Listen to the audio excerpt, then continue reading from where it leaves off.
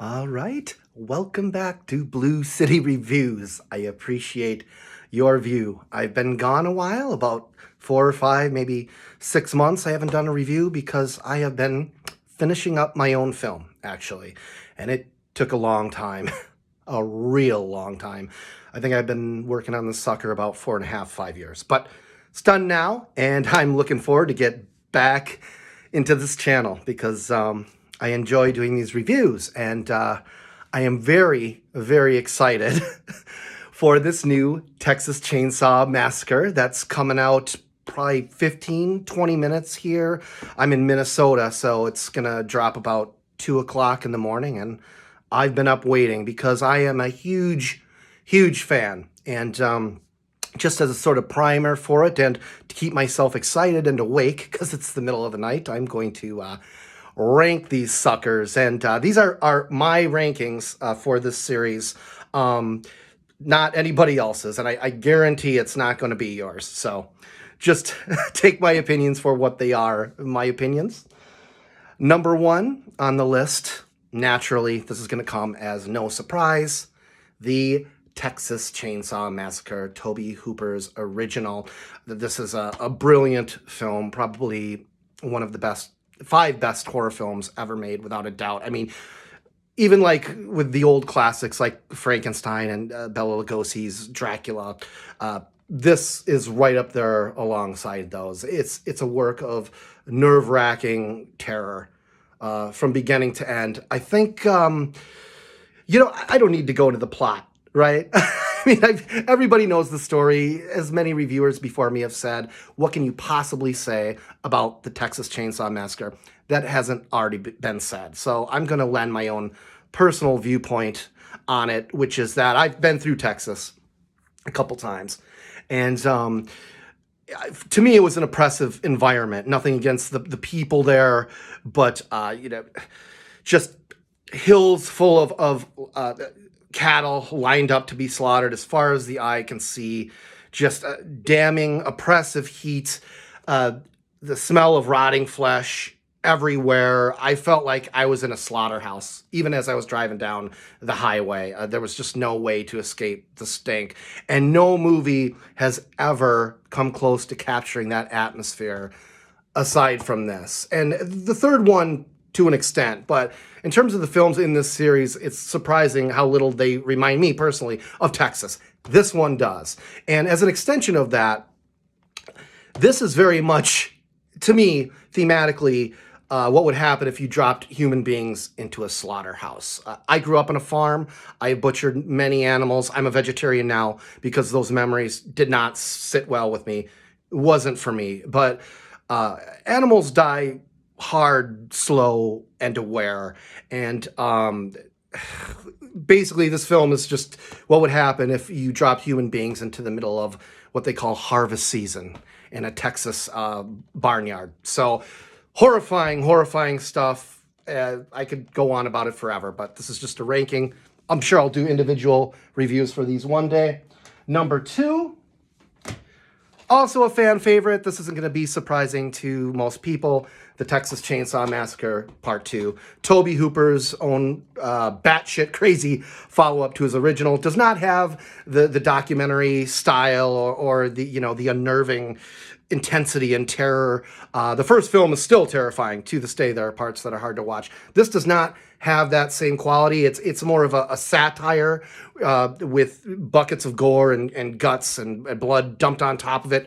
Groundbreaking effects by Savini. I mean, everything he did seems to be groundbreaking in the 80s. But what really makes this film stand out, aside from all the others, not only in this series, and not only among other horror films, but all films in general, is the set design. The production designs are just bewildering, phenomenal. Once you get into this cannibalistic underground caverns and tunnels with the walls lined with bones and Christmas lights and all these disgusting ornaments, you can't even begin to take it all in. I mean, I've got the DVD. I would love to upgrade to a Blu-ray, but it's a little too pricey for me. But even on DVD, holy shit, man. The nostalgia of VHS tapes be damned.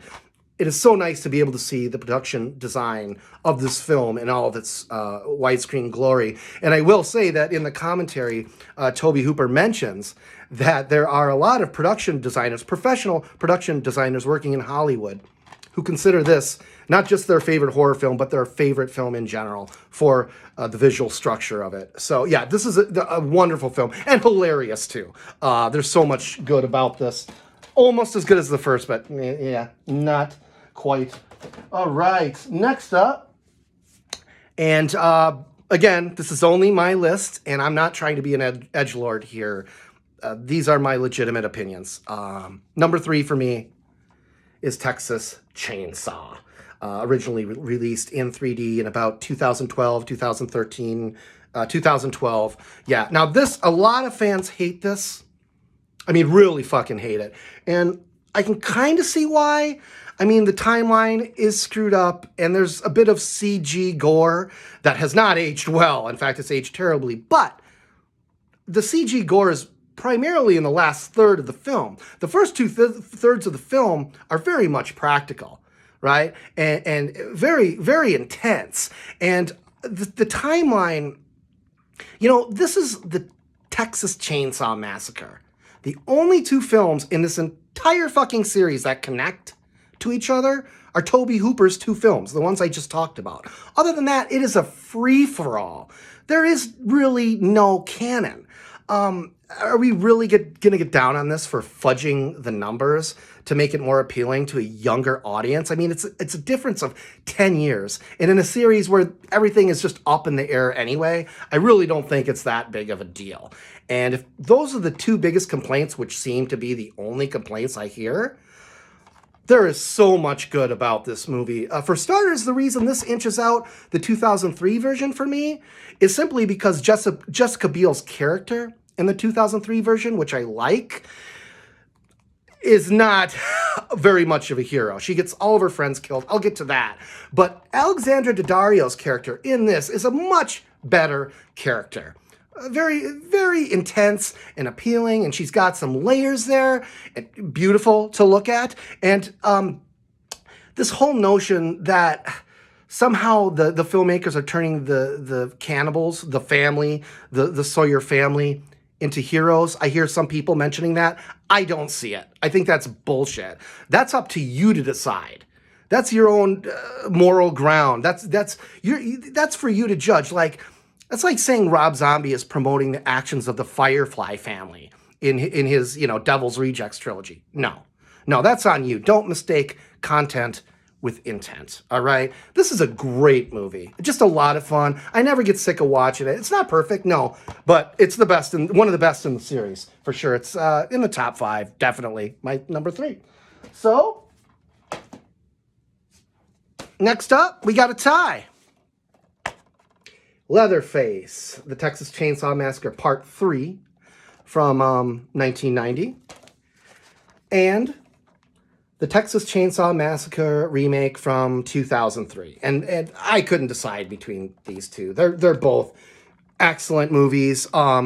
This one, as I said earlier, is one of the few in the series that really feels like it's in Texas. I know they didn't film it in Texas, but it's got that vibe to it. I really feel like I'm in the heartland there, surrounded by darkness with the expanse of deserts and barren forests around me. The mood of this film is really good, and I'm sure that has a lot to do with Jim Manzi's score. The music in this, interlaced with some great heavy metal pop tunes, is really good. The audio design is phenomenal. Also, I just love the performances. I really do. The ending is a bit of a cheat. The studio, sort of did their own thing without the director and fucked it up a tad. But the first 3/4 of this movie are phenomenal. The family, Viggo Mortensen, right, is great. This is one of his more underappreciated performances.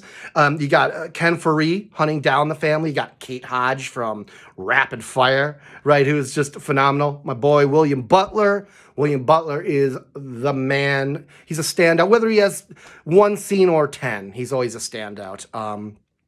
I really, really enjoy this. The unrated version has a little bit more gore. There are people who say there's no difference. The main difference is in the connective tissue of some shots. They removed shots needlessly, and there are a lot of shots in this that aren't all gory, but they help you understand the composition of the scenes.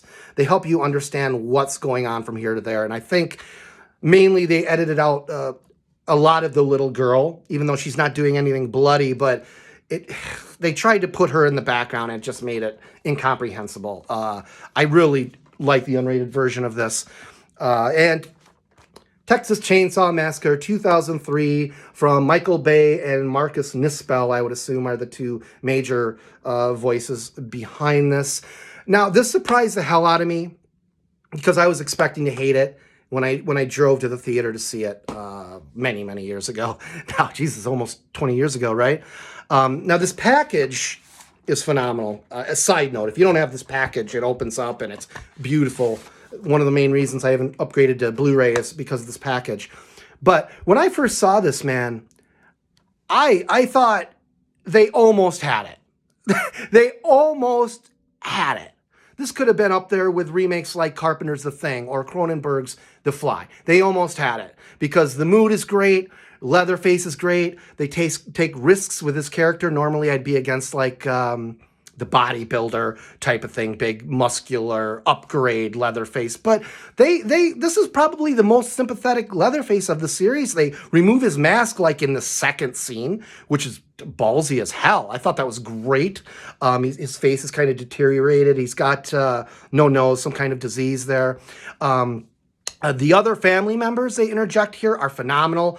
R. Lee Emery is shocking and primal, and the women who kidnapped the baby in that secluded trailer, that's creepy, really eerie shit there. I love all that stuff. The problem is not with the young cast in general, but with Jessica Biel's character. Not Jessica Biel, but as I mentioned before, her character. She's just a snooty pain in the ass and a pretty reprehensible person.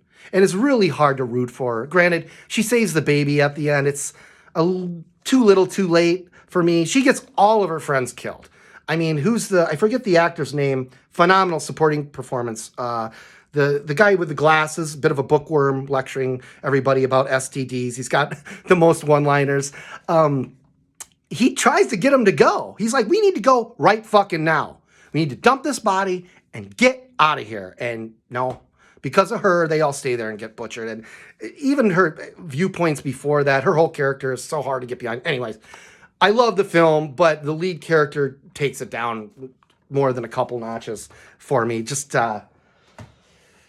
didn't work. A little bit too much anti-THC propaganda for me and that lady. All right, next up, this would be number 5, is a film that a lot of people dislike. I think is great. Texas Chainsaw Massacre, The Next Generation. This is the Shout release, which is great. It's beautiful. McConaughey and Zellweger were supposed to be there, right, in those blank spaces, but they were removed because of some legalities. Their legal team got on Shout and had him change the cover art. Now, I don't know why. Kim Henkel mentions in the commentary that he's still on good terms with both of those actors and that they had a great experience. And he's not sure why their legal team has been such a pain in the ass, not only with this, but other things as the years have gone on. So it's a bit of a mystery. Another thing I would like to talk about, a rumor I'd like to dispel, and this is on IMDb too, is that this never had a proper theatrical release? Ha! Horseshit.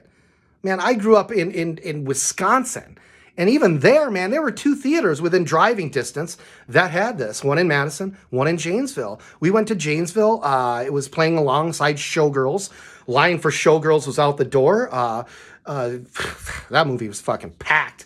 But this theater was about a third of the way, halfway full. There were a decent amount of people there. I don't know what the theater in Madison, about an hour and a half away, was like, but our theater was decent. The reaction wasn't great, but I really like this movie. The director's cut is excellent.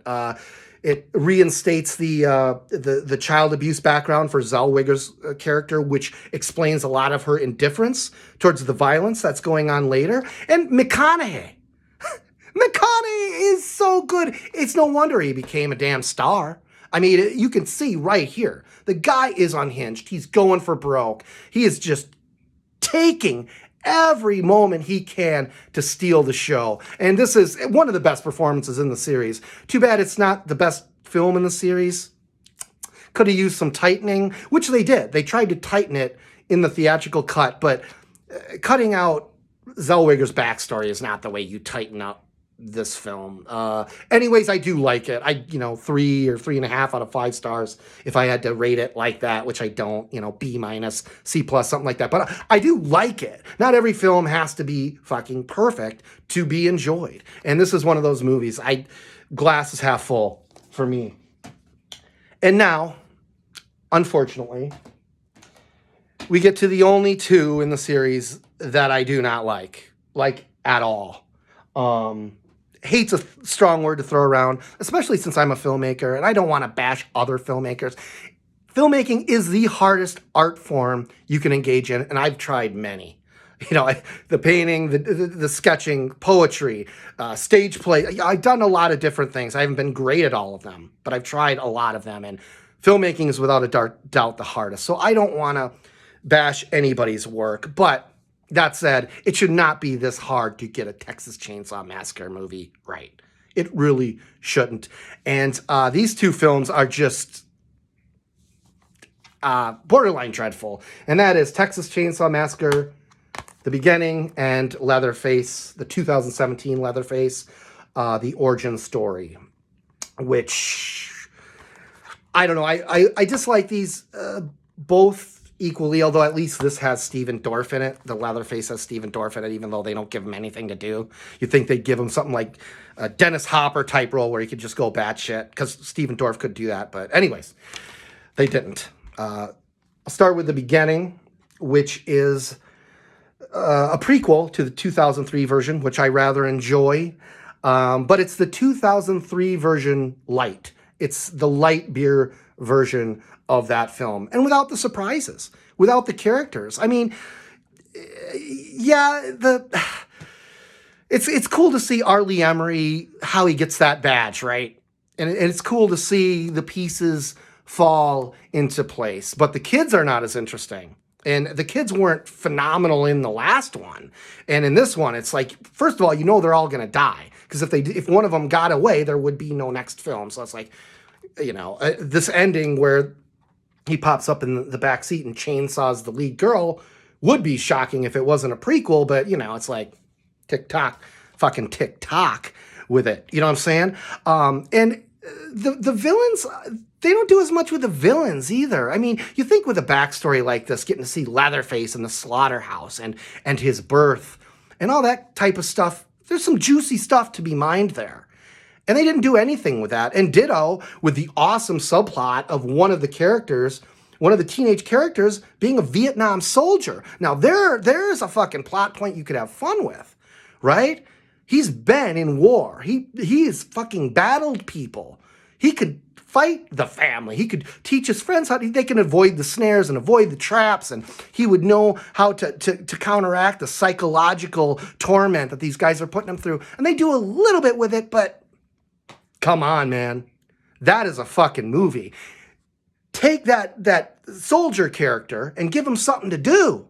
No, there's some weird Friday the 13th Part 3 type subplot with bikers, and it's just a standard teen slasher flick, and even worse than that, because there's not a whole lot to offer other than just the brutality. It's so shallow, and, most of the Texas Chainsaw Massacre movies have not been, high on philosophy, but they had viewpoints. They had viewpoints on the American dream gone terribly, terribly wrong. Even Kim Henkel's Part 4, I liked the notion that there was an elite, wealthy group of people sort of controlling the family or funding them, funding these acts of torment and perversion, which, as we've seen with Epstein, is not that far-fetched. But there's just nothing to this. It's just gross, And horror movies, there should be no bounds, but with a Texas Chainsaw Massacre movie, I want a little something more. But I do own it. I watch it from time to time. Never grows on me. This this isn't even a Texas Chainsaw Massacre movie. And the biggest problem, aside from many, many other problems with it, but the biggest problem is the guy who turns out to be Leatherface. A1, it's not a surprise because this is sort of a, which character is going to be Leatherface. A1, it's not a surprise. And B2, no way this guy fucking becomes Leatherface. No way. He does not have the body. He's all, he doesn't have the mental state for it. He's not Leatherface. No way is this guy in a few years the same guy who's bashing people's heads in with a sledgehammer going, wee, wee, smash. No fucking way. This guy is, I don't want to call him sophisticated, but he ain't Leatherface. No way, man. And the whole notion that, who is Leatherface? Which one is he going to be? Well, they give you 4 options. There are 4 people who escape from the mental hospital. There's a couple, obviously inspired by natural-born killers, and a young boy who is obviously supposed to lead us to believe he is Leatherface because he's got the body for it, but it's so much of a bluff that you X him out right away. Okay, well, it can't be him because that's the bluff. And then there's one character left, which is the guy who it ends up becoming, which is in no way, shape, or form could ever be Leatherface in any version of these films. Maybe if they'd done their own sequel or something, thank God they didn't, but maybe if they'd done it, they could have developed it and showed it a little more, but I ain't biting. This is just a really big missed opportunity, especially with some of the cast and also out of all of them, this feels the least like Texas. Where did they film this? Bulgaria or some shit? I don't know. Maybe they could have done better with some different cinematography. I don't know. Don't like it. I'm going to stop ranting about it because, oh boy, I did a podcast on this for my friends at Astro Radio Z and I fucking hated it. But they liked it. I was the only one in the room who didn't like it. So it has its fans. There you go. This will always be the best. I am looking forward to this one I'm going to watch. Hopefully it's on right now when I turn this off. Hopefully it's on Netflix so I can check it out. But the first will always be the best. That said, I'm super excited. And as you can see, I enjoy most of the series, even the ones some people do not.